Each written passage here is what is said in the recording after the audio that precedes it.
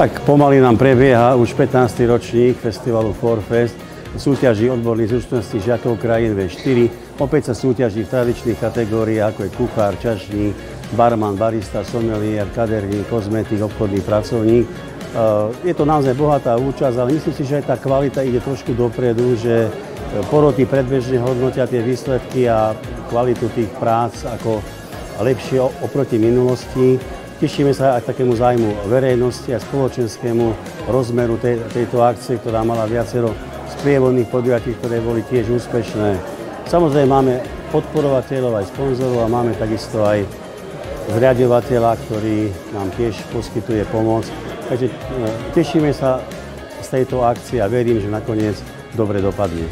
Máme tu dneska 29 alebo 28 partnerských škôl, 158 súťažiacich, takže určite to bude zaujímavé.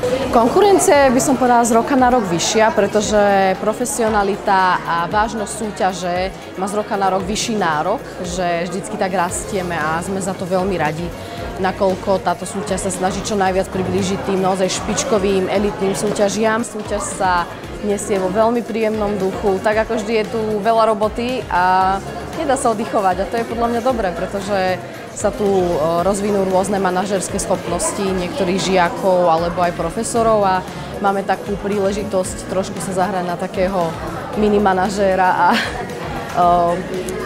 dá to celé do pohybu. Asi jsem byla ze začátku nervózní, to určitě, ale myslím si, že to bylo příliš jako takový, že to bylo příjemný, že jako lidi byli hodně přívětiví a byli hodně trpěliví a nebyli jako, že jsem se bála příliš až moc, i když to nebylo tak špatné, takže jsem byla ráda, že to nebylo tak. Upřímně asi nemyslím, že nějak jako vyhrajeme nebo tak něco, ale doufám, že se úplně neumístíme poslední.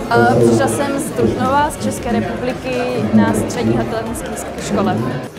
Dnes mojí úlohou bude moderovat barmanskou soutěž.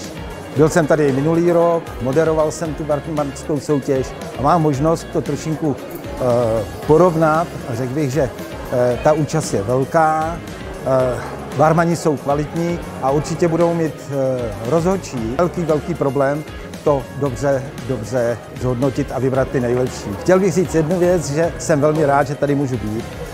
Učil jsem tady kdysi a mám tady kolegy, s kterými se rád setkávám a je to pro mě takový, když přijíždím a vyjedu Ožďanský kopec, tak pak vidím, už je vidět Šibeniční vrch a už pak říkám, tak už jsem doma.